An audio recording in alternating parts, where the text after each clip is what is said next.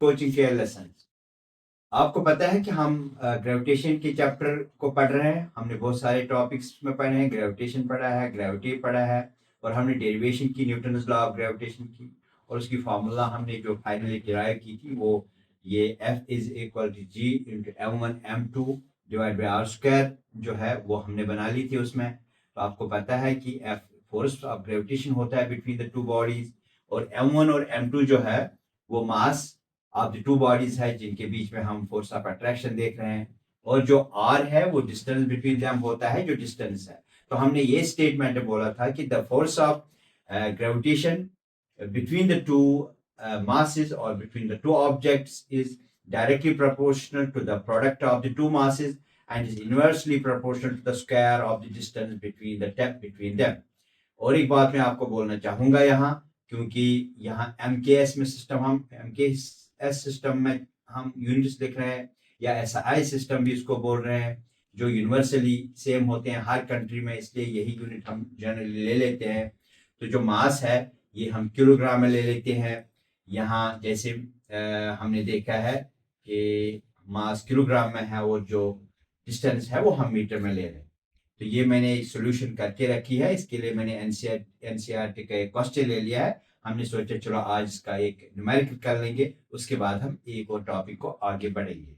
तो टॉपिक क्या है, यहाँ क्वेश्चन क्या है इसका, calculate the force of gravitation between the earth and the sun, given that the mass of the earth is 6 into 10 raised power 24 kilogram and that of sun is 2 into 10 raised power 30 kilogram. The average distance between the two is 1.5 into 10 raised power 11 meter. So mass of the sun दिया हुआ है 2 into 10 raised power 30 kilogram, mass of earth है 6 into 10 raised power 24 kilogram, and distance between them is r is equal to 1.5 into 10 raised power 11 meter. So we have formula. This is the formula of Newton's gravitation law. F is equal G into M1 into M2 divided by R square. जैसा मैंने बोला कि अगर मास ज्यादा होगा, उनका product ज्यादा होगा, तो फोर्स भी ज्यादा होगा, क्योंकि डायरेक्टली प्रोपोर्शनल होता है। तो अगर डिस्टेंस बिटवीन देम ज्यादा हो या कम हो, ये इन्वर्सली के हिसाब से वेरी हो रहा है। तो अब हम अपनी वैल्यूज यहाँ सब्स्टिट्यूट करेंगे। जी का आपको पता है, जिसको यूनिवर्सल ग्रेविटेशन कांस्टेंट बोलते हैं, इसमें 6.67 into 10 raised power minus 11 इसका यूनिट है, आई मीन वैल्यू है। और जो मास है सन का वो 2 into 10 raised power 30 किलोग्राम दिया हुआ है क्वेश्चन में, और जो मास ऑफ अर्थ दिया हुआ है वो 6 into 10 raised power 24 किलोग्राम, और जो नीचे दिया गया है distance between the two it is 1.5 into 10 raised power 11। मैंने अलग अलग यहाँ स्क्वायर रखा है ताकि आपको इजीली समझ में आ जाए, ताकि कैलकुलेशन भी इजी हो जाए। तो थोड़ा सा इसको सिंप्लीफिकेशन हम करते हैं। 6.67 into 2 into 6 जब इनको मल्टीप्लाई करते हैं तो 80.04 आ जाता है।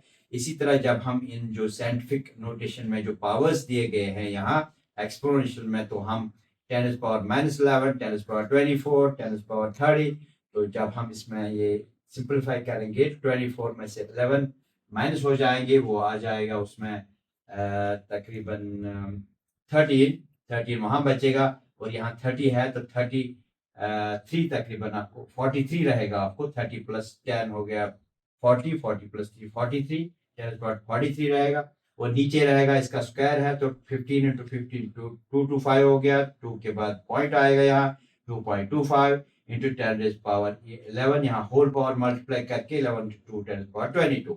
तो जब हम 80.04 डिवाइड बाई 2.25 को थोड़ा सा डिवाइड करते हैं तो वो आता है 35.57 into 10 raised power 43 into 10 raised power minus 20। Law of indices मैंने लगाया क्योंकि नीचे 10 raised power 22 है, जब ये ऊपर आएगा तो माइनस बनेगा, तो 43 minus 22 तो वो बचेगा 10 raised power 21।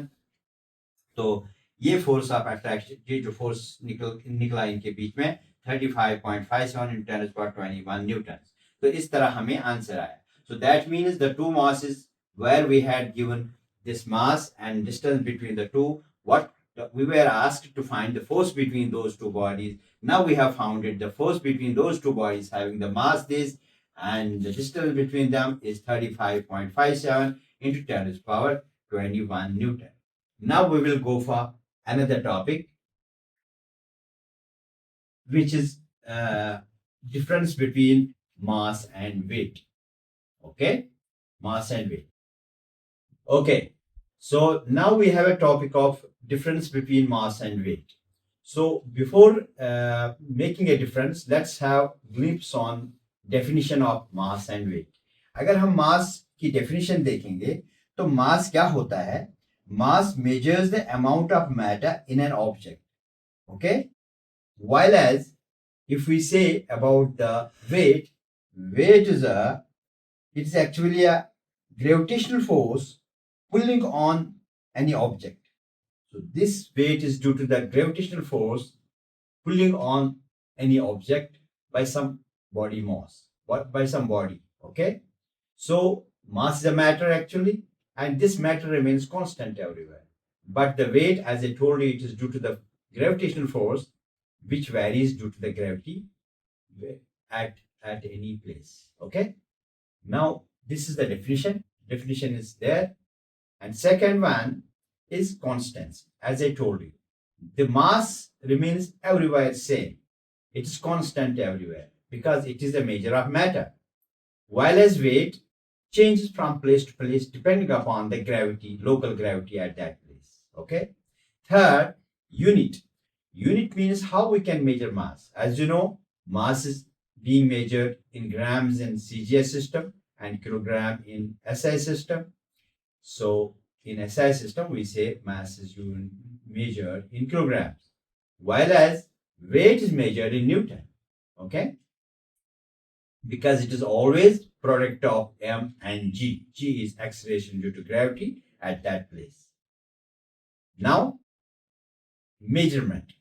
Measurement means which tool we are used to measure mass and weight.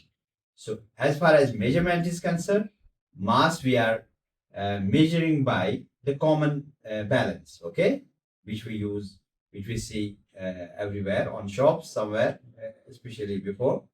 So that's the common balance.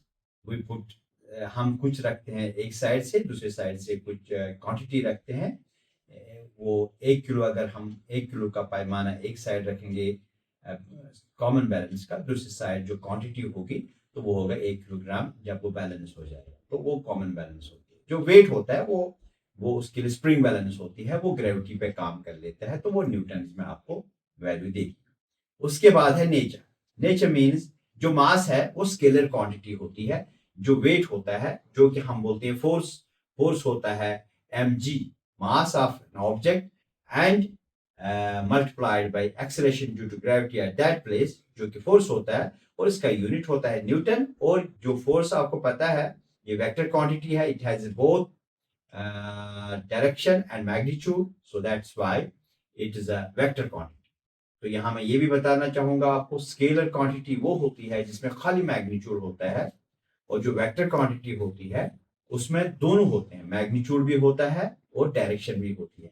जो मास है it is a typical example of scalar quantity, और जो वेट है या फोर्स है या वेलोसिटी है तो उसमें क्या होता है, ये या डिस्प्लेसमेंट है, ये वेक्टर क्वांटिटी होती है.